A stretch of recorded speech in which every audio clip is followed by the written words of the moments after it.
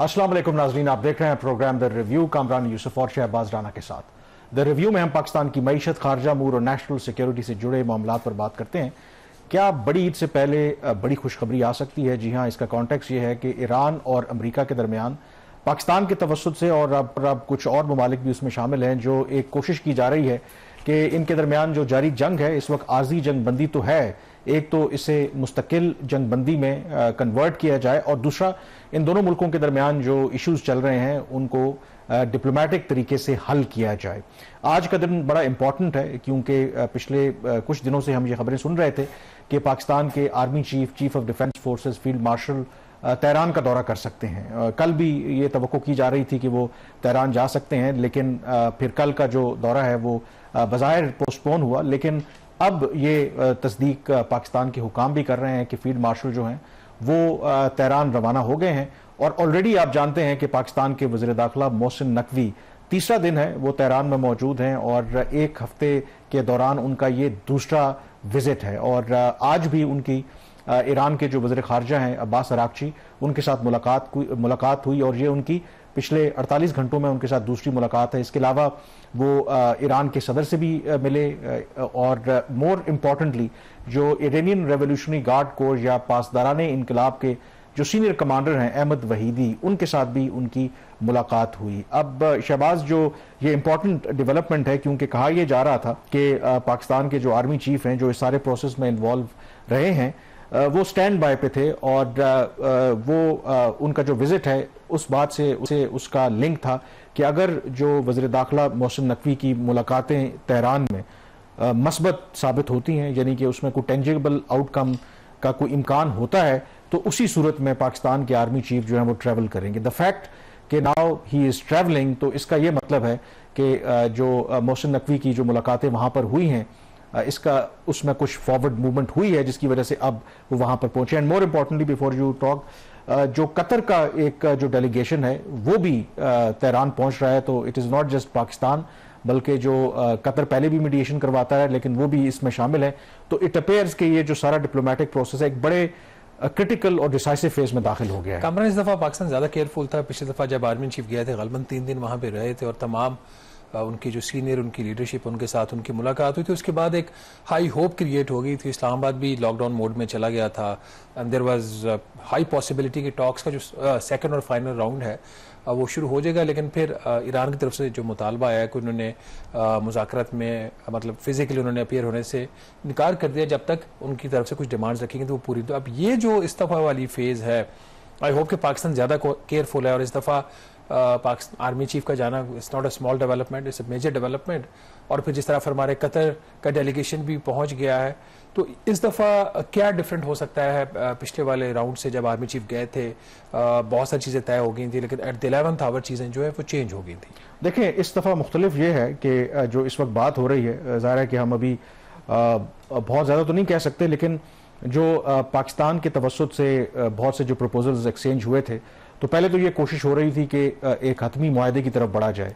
और फिर कोशिश ये हो रही थी कि क्योंकि जब लास्ट टाइम जब आर्मी चीफ वहाँ पर गए थे तो पहला जो मुज़ाकरात का दौर हुआ था इस्लामाबाद में वो किसी नतीजे पर नहीं पहुंचा था और उसके चंद रोज़ बाद ही वहाँ पर गए थे ताकि ये जो डिप्लोमेटिक प्रोसेस है ये टूटने ना पाए, कोलैप्स ना करे और मुज़ाकरात का अगला दौर जो है वो इस्लामाबाद में हो ताकि जो भी डिफरेंसेस हैं उनको कम किया जा सके। लेकिन जो मुख्तलिफ प्रपोजल्स जब एक्सचेंज किए गए तो उसमें बज़ाहिर अब इसी नतीजे पर पहुंचा गया है कि शायद जो दोनों मुल्कों के दरमियान जो बड़े इशूज़ हैं मे बी एक दो सिटिंग्स के अंदर या ओवरनाइट तो चीज़ें हल नहीं होंगी। मसला अब ये था क्योंकि जंगबंदी तो है लेकिन परमानेंट जंगबंदी नहीं है। दूसरी तरफ एक अनसर्टेनिटी बिल्कुल अपनी जगह पे मौजूद है। स्टेट ऑफ हॉर्मुज़ के हवाले से भी ओवरऑल अमेरिका भी बार बार कुछ ये कहता रहता है कि दोबारा वो कार्रवाई कर सकते हैं। तो जो पाकिस्तान और फिर जो बाकी प्लेयर्स इसमें इन्वॉल्व थे उनकी ये कोशिश है कि कम अज़ कम अगर इमीडिएटली फाइनल अग्रीमेंट नहीं होता तो ये जो आर्जी जंगबंदी है, नंबर 1 ये परमानेंट जंगबंदी में कन्वर्ट हो, ये जो अनसर्टन सिचुएशन है इसका खात्मा हो। तो उसके लिए एक मिडिल ग्राउंड जो है वो ढूंढने की बात हो रही है, जिसमें अमेरिकी सदर ट्रंप ने कहा कि लेटर ऑफ इंटेंट हम साइन कर सकते हैं, उसे आप स्टैंड बाय अग्रीमेंट भी कह सकते हैं, स्टॉप गैप अरेंजमेंट भी कह सकते हैं। मसलन ये कि बिफोर दोनों जो फरीकैन हैं किसी हतमी नतीजे पर पहुंचे उससे पहले कुछ चीज़ों के ऊपर इत्तेफाक कर लिया जाए और एक लेटर ऑफ इंटेंट कह लें जैसे मैं कह रहा हूं, या एक अबूरी अग्रीमेंट कह लें, वो अगर दोनों जो फरीकैन है उस पर एग्री कर लेते हैं तो उससे क्या होगा कि नंबर वन की जो गैर यकीनी किसी सूरत हाल है वो खत्म हो जाएगी कि क्या दोबारा जंग शुरू हो सकती है। दोनों फरीकैन को इस जंग को फॉर्मली क्लोज करने का एक मौका मिल जाएगा, यानी कि वो एग्जिट कर जाएंगे और फिर जो बाकी क्रिटिकल इश्यूज हैं उनके ऊपर एक टाइम फ्रेम के तहत बातचीत होगी। तो इस दफा मुख्ते है कि जो दोनों ईरान और अमेरिका के अदरवाइज इश्यूज हैं उस पर उनको एक पेज के ऊपर लाना बहुत मुश्किल काम है, फ्लेक्सिबिलिटी भी शो नहीं कर रहे थे। लेकिन अगर एक अबूरी एग्रीमेंट होता है तो उसमें आपके पास गुंजाइश है, क्योंकि हतमी एग्रीमेंट तो नहीं है, तो शायद एक ऐसा मौका है कि उसमें आपका थ्रेश होल्ड कम है, आप दोनों जो फरीकैन एक फ्लेक्सिबिलिटी उसके अंदर शो कर सकते हैं, तो वो शायद लगा कि इजीयर रूट है तो उसको इस्तेमाल किया जा रहा है। वो काफी वो प्रोमिनेंस ले चुके हैं। एक तो स्ट्रेट ऑफ हरमूज जो है वो अभी भी तकरीबन ज्यादातर वो बंद है या मिशन लेके इरानियन जो अथॉरिटीज है फिर वो वहां से जहाज गुजरते हैं। जो एक पिछले 24 घंटों को 35 जहाज स्ट्रेट ऑफ, और अगर इस नंबर को आप पहले से कंपेयर करें तो ये ज्यादा है। That could also be a pre condition और एन इंडिकेशन और अ गुडविल जेस्चर कि ठीक है अगर आप आ रहे हैं मुज़ाकरात के लिए, दोनों साइड अमेरिका ने भी लचक दिखाई है तो फिर हम भी थोड़ा सा इसको रिलैक्स करते हैं। एक तो ये होगा उसका criteria whether the talks are successful और नॉट। दूसरा अमेरिकन ने जो रिलैक्स करना, जो काउंटर उन्होंने एक ब्लॉकेट किया हुआ है उसको, जो सबसे ज्यादा इस पर डिस्कशन स्टॉक फाइल्स हैं जो उनकी एक थ्रेशोल्ड तक उन्होंने जो अपने इनरिचमेंट की हुई है।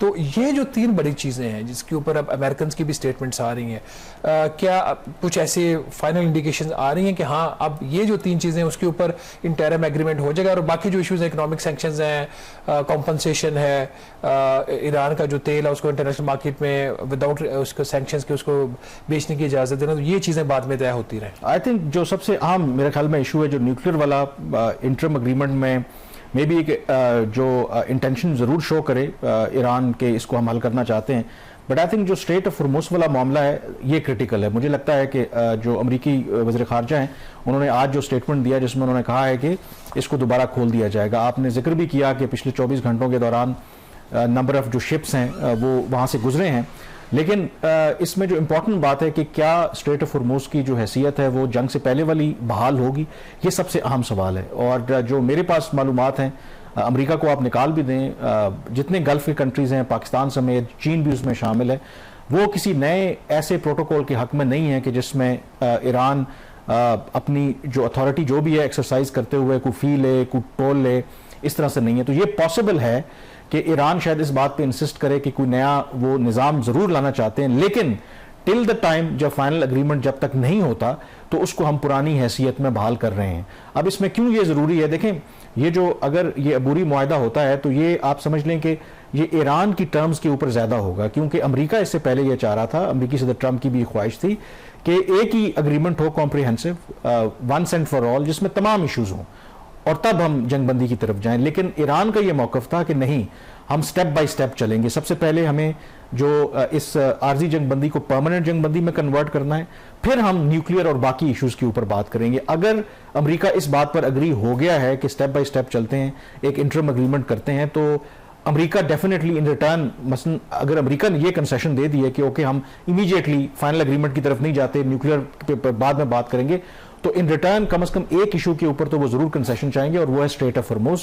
और मेरा ख्याल है कि उस पर कंसेशन जो है वो ईरान को देना पड़ेगी। तो बाकी जहां तक न्यूक्लियर वाली बात है, उस जो भी हम अभी स्पेकुलेट कर रहे हैं, जो भी अगर 1 पेज होता है या 2 पेज होता है, तो उसमें मुझे लगता है कि उसको फाइन ट्यून कर दिया जाएगा ताकि कौन कौन से इश्यूज ऑन द टेबल होंगे जब मुज़ाकरात होंगे, किन किन इश्यूज के ऊपर बात होनी है, क्योंकि एजेंडा के ऊपर भी अग्री करना दैट इज वेरी इंपॉर्टेंट। क्योंकि सम टाइम ये होता है कि जब आप पहला मुज़ाकरात का दौर हुआ था, हो सकता है कि आप उसके लिए प्रिपेयर ही ना हो, एक साइड लेके अगर कॉम्पनसेशन की बात हो रही है या ईरान या अमेरिका लेट से कहता है जी कि आप जो बैलिस्टिक मिसाइल है, मिसाइल प्रोग्राम है, उसको आप रोल बैक करें, तो मे बी उसके लिए ईरान तो वैसे भी तैयार नहीं है। तो आई थिंक उसमें दोनों जो फरीकैन हैं, ये एक तो चीज़ तय हो जाएगी कि यस अगर मुज़ाकरात होंगे, मुज़ाकरात का मैंडेट क्या होगा, स्कोप क्या होगा, इस स्कोप से हम बाहर नहीं जाएंगे, तो उससे शायद चीज़ें जो है ना वो क्लियर हो जाएंगी और फिर जो बात आगे बढ़ेगी। बट आई थिंक उसमें की जो फैक्टर है, जो सबसे इंपॉर्टेंट है, कि जो तलवार अभी भी लटक रही है, वैसे तो एपिटाइट नहीं है किसी की भी कि दोबारा जंग हो, लेकिन वो जो तलवार लटक रही है कि दोबारा जंग फिर भी हो सकती है, कोई भी सिचुएशन क्रिएट हो सकती है, इस मुआहदे के तहत कम से कम वो जो तलवार लटक रही है वो खत्म हो जाएगी, कम से कम जो इंटरनेशनल मार्केट्स हैं वो ऑयल हों या बाकी मार्केट्स हों, एक सर्टनटी उसके अंदर आ जाएगी अगर ये डील हो जाती है तो। इसमें जो एक और जो फैक्टर है वो मुत्तहिदा अरब अमारात का है। यूएई बहुत ज़्यादा हॉस्टाइल हो गया था पिछले एक माह में, और अभी उनके जो एडवाइज़र हैं उनके प्रेसिडेंट के यूएई के, उनकी तरफ से जो स्टेटमेंट है, ये स्टेटमेंट की कितनी अहमियत है? वो कॉशियस तो लग रहे हैं कि 50-50 है उसके एग्रीमेंट होने की, उसके जो चांसेस हैं, but how do you see that statement कि क्या ये भी इंडिकेशन है कि कतर आ गया? यूएई ने एक रिकन्सिलिएटरी स्टेटमेंट दे दी, ईरान ने शिप्स की जो मूवमेंट है उसको थोड़ा सा रिलैक्स कर दिया, अमेरिकन की तरफ से भी एक स्टेटमेंट आ गई कि हाँ थोड़ी सी मूवमेंट हुई है। तो ये सारा पैकेज आप देखें, उसमें जो यूएई लेटली एंटर हुआ है, तो इस पे के कितने चांसेस हैं कि मुआहिदे के बहुत ज़्यादा? देखिए, यूएई का जो रद्द-ए-अमल है उसका एक कॉन्टेक्स्ट है, क्योंकि एक तो ईरान ने जो स्ट्रेट ऑफ हॉर्मुज़ के हवाले से एक अथॉरिटी बना दी है कि उसको कंट्रोल करेंगे, फिर उन्होंने एक सर्विलेंस मैकेनिज्म भी बनाया है जो IRGC वो उसे देखेगा, फिर उन्होंने एक जो मैप जारी किया जिस पर यूएई को एतराज़ है, यानी कि जो ईरान की स्ट्रेट ऑफ हॉर्मुज़ के हवाले से हद कहाँ कहाँ पे है, तो एतराज़ उस पर किया है कि जो इलाका यूएई के कंट्रोल में है या यूएई का ख्याल है वहाँ तक जो ईरान है उसने उसको अपने मैप में शामिल किया है, जो यूएई कहता है कि ये बिल्कुल भी एक्सेप्टेबल नहीं है। और ऑलरेडी ईरान और यूएई के जो ताल्लुकात हैं, वैसे तो बाकी गल्फ कंट्रीज के साथ भी ईरान के ताल्लुकात कोई अच्छे नहीं हैं, बट यूएई खास करके उसको स्पेसिफिकली ईरान ने इस जंग के दौरान बहुत ज़्यादा निशाना बनाया है। तो वो उस कॉन्टेक्स्ट में भी बात कर रहे हैं, और अगेन उनकी तरफ से भी मैसेज यही है कि यूएई बिल्कुल भी किसी तरह का ऐसा मैकेनिज्म जिसको ईरान कंट्रोल करे स्ट्रेट ऑफ हॉर्मुज़ को, वो एक्सेप्ट नहीं करेगा। और मोरलेस क्या ये ही पोजीशन जो है बाकी जो गल्फ कंट्रीज हैं उनकी भी एग्जैक्टली यही है। तो मेरा स्ट्रेट ऑफ हॉर्मुज़ जो वो इंटरनेशनल वाटर वे है, वो इरानियन जो टेरिटरी है उसके अंदर फॉल नहीं करता, तो उसमें चाइना, पाकिस्तान और बाकी जो ममालिक हैं, लेकिन वो कहते हैं कि यूएई जो अदर देन जो ईरान और ओमान जो हैं वो कहते हैं जी उनका वो सॉवरन राइट है कि उसके ऊपर वो एक इंटरनेशनल सी लॉ के तहत एक लिमिट होती है जिसको उनकी बाउंड्रीज होती हैं, शिपिंग की भी, फिशिंग की, वो सारी चीज़ों को अपनी जगह पे, लेकिन still there is some place which is called the international waterway. तो अगर उसके के ऊपर भी अगर वो अपना राइट क्लेम करेगा, देन कल भी स्ट्रेट ऑफ मलाका में ये चीज़ हो जाएगी। एग्जैक्टली यही पॉइंट है। चाइना जो है उसके साथ ऐसा कोई प्रेसिडेंट जो है वो मेरा नहीं ख्याल कि अमेरिका जैसे मैंने कहा उसको छोड़ भी दें, बाकी जो रीजन के ममालिक हैं वो ऐसा प्रेसिडेंट सेट नहीं होने देंगे। तो मुझे लगता है कि इसके हवाले से, हालांकि ईरान के लिए ये बहुत बड़ी लेवरेज है जो इन्होंने एक्सरसाइज की ड्यूरिंग दिस वॉर, और इवन जो बातचीत भी चल रही है, तो वो किस हद तक उसमें कंसेशन देने के लिए तैयार हैं, that remains to be seen. But जो सिग्नल्स हैं वो पॉजिटिव आ रहे हैं। ये सिर्फ ये नहीं है कि पाकिस्तान के आर्मी चीफ वहाँ पहुंचे हैं और कतर का डेलीगेशन भी आया है। दूसरी तरफ ईरान की तरफ से पिछले चंद घंटों में कुछ ऐसी स्टेटमेंट्स आई हैं जिससे वाज़ेह होता है कि वो मुज़ाकरात के एक और दौर के लिए तैयार हैं। यानी कि जो ईरान के पार्लियामेंट के स्पीकर हैं बाकिर गालिबाफ, जिन्होंने पहला जो दौर हुआ था इस्लामाबाद में मुज़ाकरात का अमेरिका के साथ, उसमें ईरान के डेलीगेशन को लीड किया था, बाद में उनको उसकी सरबराही से हटा दिया गया था। लेकिन आज ये खबर आई है कि उनको रीअपॉइंट कर दिया गया है उस ईरान की जो निगोशिएटिंग टीम है,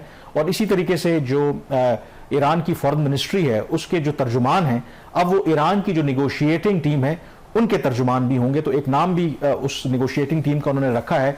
तो इसका ये मतलब है कि ये जो तमाम इशारे आपको मिल रहे हैं कि ईरान भी प्रिपेयर्ड है नंबर 1 के एक जो अगर इंटरम मुआहदा होता है, और उस मुआहदे के बाद जब मुज़ाकरात होंगे अमेरिका के साथ, तो उसके लिए नज़र हम रखेंगे। आई थिंक ये नेक्स्ट फ्यू आवर्स या 24 आवर्स या कपल ऑफ डेज जो हैं ये बहुत क्रूशल होंगे, क्योंकि उससे हमें क्लियरली अंदाज़ा होगा कि क्या ईरान अमेरिका के दरमियान जारी जो तनाज़ा है उसका सिफारती हल निकलता हुआ नज़र आ रहा है, या हम एक और जो डेडलॉक है वो देखेंगे। यहाँ पे ब्रेक लेंगे, ब्रेक के बाद जिक्र करेंगे क्योंकि जून आने वाला है और जून में बजट पेश किया जाता है, और IMF की टीम भी पाकिस्तान में मौजूद थी। इसी हवाले से उसका क्या आउटकम है, ब्रेक के बाद इस पर बात करेंगे। जी, ब्रेक के बाद एक दफ़ा फिर आपको खुश आमदेद कहते हैं। जैसे ब्रेक से पहले मैं जिक्र कर रहा था कि जून की आमद है, और जून में आपको पता है कि जो बड़ी एक्सरसाइज होती है कि सालाना जो बजट है वफाकी हुकूमत पेश करती है, लेकिन क्योंकि हम IMF के प्रोग्राम में हैं और IMF की मंजूरी के बगैर वो बजट भी पेश नहीं हो सकता, और इस सिलसिले में शहबाज जो IMF की टीम थी वो मौजूद थी पाकिस्तान में और अपना दौरा मुकम्मल करके तो चली गई है पाकिस्तानी हुकाम के साथ बजट के जो मामलात हैं डिस्कस करते हुए। तो क्या किसी नतीजे पे पहुंचा है जो पाकिस्तान और जो IMF है कि अगले माली साल का बजट जो होगा वो किस नौइयत का होगा? कामरान, काफ़ी से ज़्यादा जो ग्राउंड है वो तो कवर हो गया है इन मुज़ाकरात के दौरान। 13 मई को ये टीम आई थी और 20 मई को वापस चली गई, लेकिन जो आउटकम्स थे वो पाकिस्तान और IMF दोनों की जो एक्सपेक्टेशंस थी उससे काफ़ी कम रहे हैं। आइडिया तो यही था और पर्पस भी यही था कि एक हफ्ते के अंदर ये जो बजट है ये लॉक हो जाएगा और सारी चीज़ें तय हो जाएंगी, क्योंकि पीछे टाइम बहुत कम बचा है।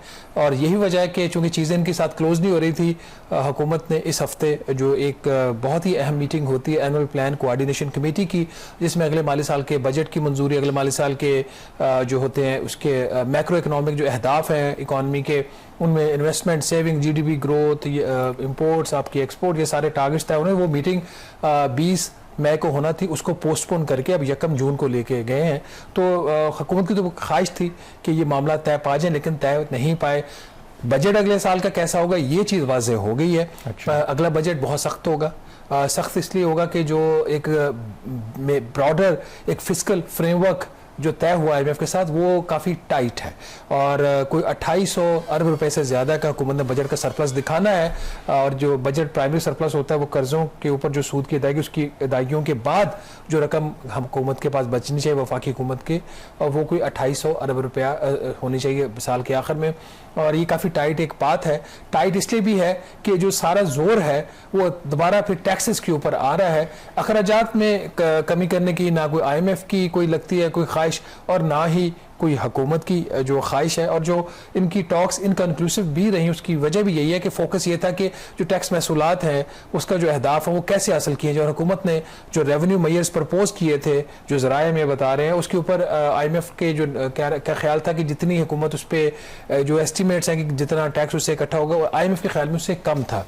और इसी तरीके से कुछ रिलीफ के मेयर्स भी कामरान प्रपोज हुए हैं, बट उसके ऊपर भी IMF का ये ख्याल था कि जो रिलीफ का नेगेटिव इम्पैक्ट हुकूमत रेवेन्यू में दिखा रही है वो कम दिखा रही है एक्चुअली से कहीं ज़्यादा। तो ये इस किस्म की जो चीज़ें थी, पर जो आखिरी मीटिंग है वो हमारे ज़राए के मुताबिक इतने खुशगवार नोट के ऊपर ख़त्म नहीं हुई। तो ओवरऑल इसका मतलब है कि जो मुझे समझ आई है कि ट्रस्ट का इशू है यहाँ पे, कि एतबार करने के लिए तैयार नहीं है कि अगर लेट्स से गवर्नमेंट अगर कोई किसी जगह पे रिलीफ देना चाहती है और उनका ख्याल है कि अगर वो जो मेजर्स लेंगे तो वहां से वो पूरा कर लेंगे, बट IMF को एतबार नहीं है हमारे ऊपर कि नहीं ये ऐसा शायद। अच्छा, ट्रस्ट जिस तरीके से आप कह रहे हैं वो उस तरह से ना हो। ट्रस्ट के ऊपर कल डिटेल में बात करेंगे और कुछ एक्सक्लूसिव स्टोरी है हमारे पास।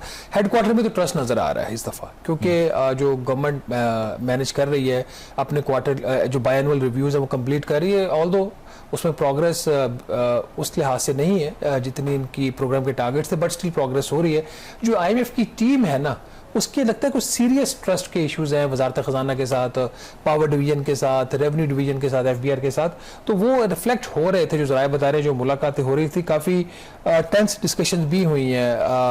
पहले ये होता था कि जो मिशन चीफ जब से चेंज हुए हैं IMF के खातून है ईवा पेट्रोवा, इनका जो मजाज है वो जो पहले वाले मिशन चीफ थे उनसे ज़रा मुख्तलिफ, और पाकिस्तानी हुकाम को ज़रा टाइम लग रहा है उनके मजाज के साथ चलते हुए। बट जो एक ऑफिशियल स्टेटमेंट IMF की तरफ से आई है उसमें तो उन्होंने कहा जी कि कंस्ट्रक्टिव डिस्कशंस तो हुई हैं हुकूमत के साथ, लेकिन उन्होंने कहा discussion on the FY 2027 budget will continue in coming days, which means कि जो डिस्कशंस हैं वो इनकन्क्लूसिव रही हैं। कंस्ट्रक्टिव तो जरूर रही होंगी बट इनकन्क्लूसिव रही। इसमें जो 2-3 इशूज़ आ रहे हैं कामरान, वो एक इशू तो इसके अंदर ये आ रहा है कि हुकूमत तनख्वाहदार तबके को जो टैक्स की रिलीफ देना चाह रही है उसके एस्टिमेट्स क्या है।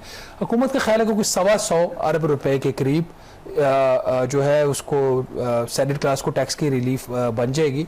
इसका जो रेवेन्यू के ऊपर इम्पैक्ट है IMF का ख्याल है कि इससे ज़्यादा है। इतनी से अगर हुकूमत 125 अरब का कह रही है, इसका मतलब ये कोई सिग्निफिकेंट रिलीफ जो तनख्वाहदार तबका है उसको देना चाह रही है। उसमें 2 प्रपोजल्स है। एक तो ये है कि इनके टैक्स रेट में कमी की जाए, खासतौर पर जो सरचार्ज लगा हुआ है 10% सबसे ज़्यादा टैक्स देने के ऊपर, उसको ख़त्म करने की बात है। फिर रेट्स को कम करने की बात है, और फिर जो हायर स्लैब जहाँ पे हिट होती है, जहाँ पे आपको जाके 35% का टैक्स ऊपर 10% जुर्माना पड़ता है, उसको डबल करने की ऑलमोस्ट बात हो, 70 लाख या इससे ऊपर की बात हो रही है। तो ये वो चीज़ जिसके ऊपर IMF का जो है वो इनके साथ कंसेंसस नहीं हो रहा। IMF को शायद इस चीज़ पे तो इतराज़ नहीं है कि आप तनख्वाहदार तबके को रिलीफ दे दो, इस पर जरूर इतराज़ है कि जो रिलीफ दोगे उसके ऑल्टरनेट अपने मेयर्स जो लेने उसके ऊपर, उनका क्वालिटी ऑफ मेयर्स जो है उसके ऊपर इतराज़ है। और एक्सपोर्टर्स के ऊपर भी 2 साल पहले एक डेवलपमेंट ये हुई थी कि एक्सपोर्टर जो पहले फिक्स टैक्स रिजीम में थे उनको ये नॉर्मल टैक्स रिजीम में ले गए थे, मतलब जो 29% कॉर्पोरेट इनकम टैक्स रेट लगता है उन पे सुपर टैक्स का रेट भी लगता है। उस वक्त उनके ऊपर एक एडवांस इनकम टैक्स और एक मिनिमम इनकम टैक्स भी आ गया था, तो जो इफेक्टिव रेट उनका 29 के बजाय 31% प्लस हो गया है। तो वो शायद 1% हुकूमत वहाँ से कम करना चाह रही है। उसका भी जो एनुअल रेवेन्यू इम्पैक्ट है इनके ख्याल में हुकूमत के को 85 अरब रुपया बनता है। ये कोई इतना नंबर डिस्प्यूटेड नहीं है, क्योंकि इसमें जो है वो आपकी एक्सपोर्ट्स कितनी होती है, उसके रिसीट्स की अगेंस्ट 1% कितना बनता है, तो नंबर ज़्यादातर वो कैलकुलेट किया जा सकता है। बहरहाल ये एक इसके अंदर सिचुएशन बन रही है।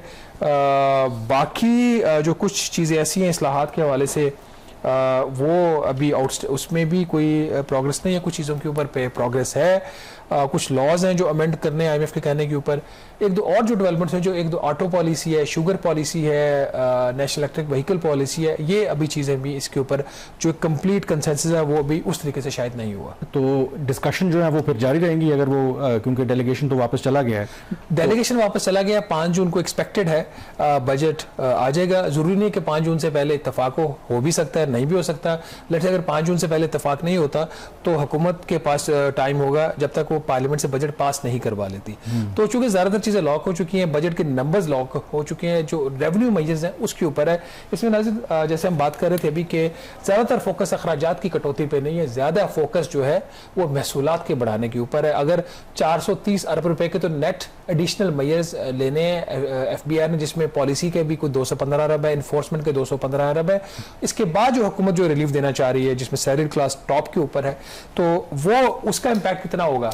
अगर एक्सपोर्टर्स को रिलीफ देनी है, सुपर टैक्स की रिलीफ देनी है, उसका इम्पैक्ट कितना होगा। सिर्फ मैं दोबारा नंबर्स दोहरा देता हूँ, फ्रेश नंबर्स। 10 माह में तनख्वाहदार तबका जो पाकिस्तान का, वो 470 अरब रुपया टैक्स दे चुका है, और जिसमें जो नॉन कॉर्पोरेट सेक्टर है उसने कोई 209 अरब रुपया दिया है। कॉर्पोरेट सेक्टर के जो एम्प्लॉइज हैं उसने कोई 150 अरब के इनकम टैक्स में दिए 10 माह के अंदर। जो प्रोविंशियल गवर्नमेंट के एम्प्लॉइज हैं 63 अरब रुपया, फेडरल गवर्नमेंट के एम्प्लॉइज जो हैं उन्होंने 45 अरब रुपया। और हुकूमत का ये कहना, उस वक्त हुकूमत का जब मुज़ाकरात हुए थे IMF से, ये मान लेना कि हम रिलीफ तब भी देंगे जब इसके ऑल्टरनेट हम टैक्स मेजर्स ले लेंगे, मेरा ख्याल वो एक गलती हुकूमत ने की है जो अब उसके सामने आ गई, जिसकी वजह से अभी जो टॉक्स है वो कंक्लूड नहीं हुई। यहाँ पे छोटी सी ब्रेक लेंगे और ब्रेक के बाद वापस आएंगे तो बात करेंगे जो पॉपुलेशन हमारी सूबों के अंदर है, जो इफेक्टिव पूरा पाकिस्तान है, चंद एरियाज को छोड़कर, उनके ऊपर इजाफी टैक्सेस किस किस्म के लग रहे हैं, इस पर बात करें छोटी सी ब्रेक के बाद। जी, ब्रेक के बाद एक दफ़ा फिर आपको खुश आमदीद कहते हैं। बात कर रहे हैं हम जो अगला बजट आना है और IMF के साथ जो बातचीत हुई है और बातचीत अभी भी जारी है। तो ब्रेक से पहले आप कोई जिक्र कर रहे थे उसका सूबों के हवाले से भी, तो उसके हवाले से क्या IMF कहता है? देखिए, इसी हफ्ते के इजलास हुआ है, वज़ीर ख़जाना मोहम्मद औरंगज़ेब साहब ने इजलास की सदारत की। KP से उनके जो फाइनेंस मिनिस्टर थे, बाकी पंजाब के भी फाइनेंस मिनिस्टर थे, बाकी दोनों जगह से उनके ब्यूरोक्रेट्स थे, बलूचिस्तान और सिंध के। तो सूबों को बता दिया गया जी कि अगले साल आपने कुछ 430-440 अरब रुपए के इजाफी जो आपने टैक्स कलेक्शन करनी है अंडर द IMF कंडीशन। ये भी IMF की कंडीशन है।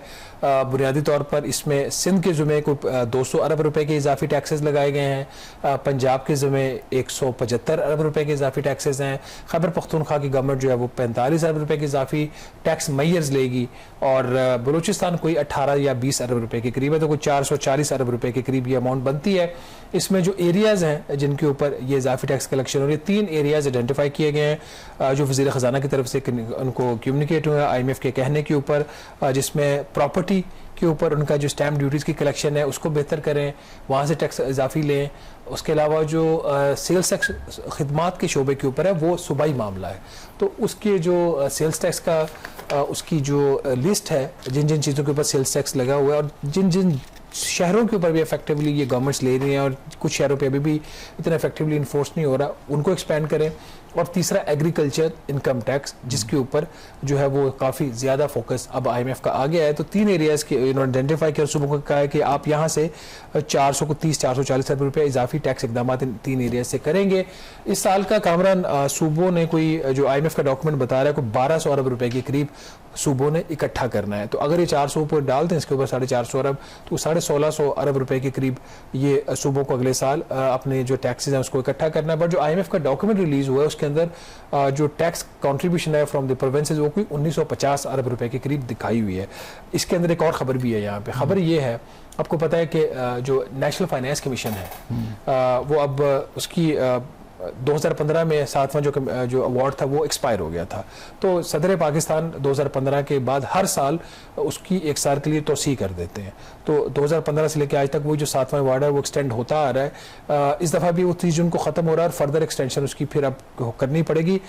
ज़राए से खबर ये आ रही है कि कुछ ऐसे मुज़ाकरात हो रहे हैं जिसमें जो NFC के तहत जो सूबों को पैसा जाता है और जो डिविजिबल पूल है उसमें जो टैक्सेस हैं जहां से वो फिर आगे पैसों की डिस्ट्रीब्यूशन होती है उसमें एक आध टैक्स वहां से माइनस करने की बात हो रही है।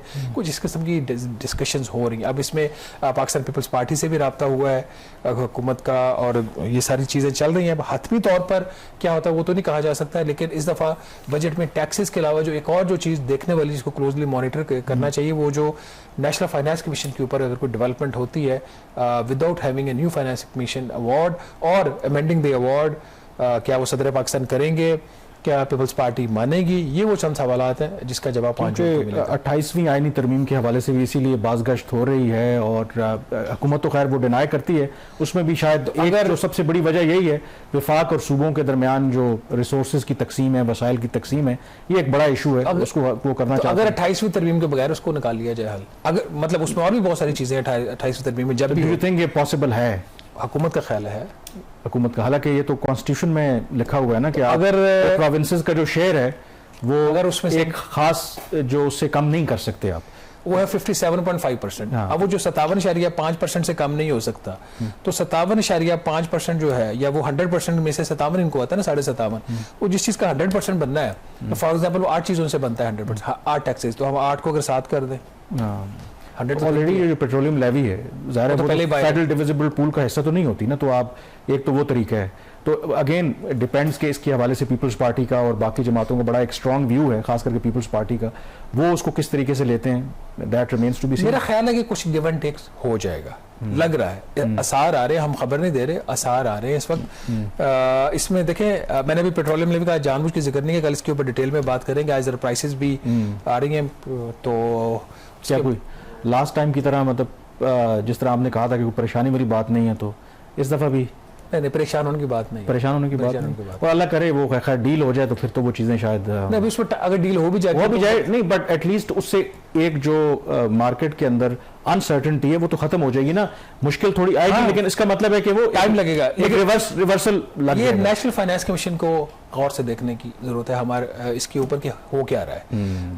अगर 28वीं तरमीम नहीं आती अभी 30 जून से पहले, तो NFC का नया अवार्ड 8वां, मतलब अभी तो 11वां या 12वां कमीशन काम कर रहे हैं ना, तो अगर नया अवार्ड भी नहीं आता, नया अवार्ड लाए बगैर, नई तरमीम लाए बगैर अगर दरमियानी रास्ता निकाल लिया जाए तो शायद सूबे भी मान जाए, वो कहेंगे अच्छा ये तो हमसे इतना मांग रहे थे, अगर इतना सा देखें इनको चुप करवा दो। तो ये मतलब जो ईरान अमेरिका की जंग को रुकवाने के लिए या परमानेंट उसको रुकवाने के लिए दरमियानी रास्ता हम जो ढूंढ रहे हैं, तो यहाँ पे भी कुछ मिडिल पाथ जो है वो ढूंढने की कोशिश की जा रही है। क्विकली अगर आप इस पे भी बात कर लें, हम हुकूमत की कारकर्दगी पे बात कर ही रहे होते हैं, कुछ आम जो पोजीशंस हैं वो बहरहाल उस पर रहने देते हैं, उस पर फिर बाद में वजारत खजाना से प्राइम मिनिस्टर ने जवाब मांगा है। अच्छा। कि ये पोजीशंस क्यों खाली, इस पे फिर बात कर लेते हैं, टाइम थोड़ा है हमारे पास। इसको अगर आपने कल इजाजत दी, कल आपने जंग को ज्यादा डिस्कस ना किया, तो फिर कल इस पे बात कर लेंगे। लेट्स सी, जंग को नहीं डिस्कस करेंगे हम, जंग खात्मे की अमन को डिस्कस करेंगे। हम तो अमन को डिस्कस करना चाहते हैं और अल्लाह करे अमन हो ताकि चीजें जो है वो बेहतरी की तरफ जाएं।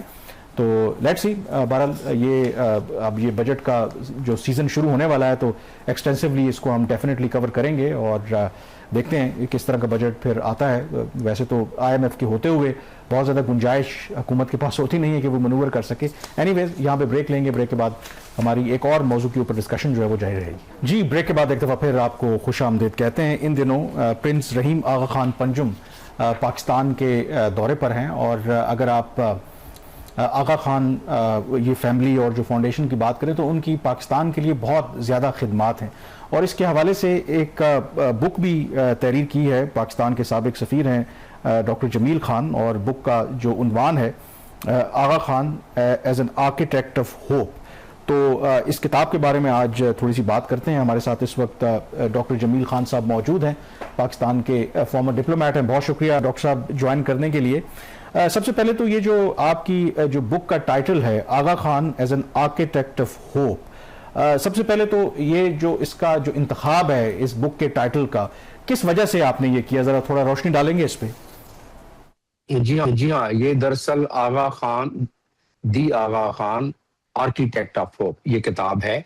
और इस किताब का मकसद यही था कि होप से मैंने शुरू किया कि hope is not merely the dream, it is a responsibility and pathway towards peace, dignity and global progress.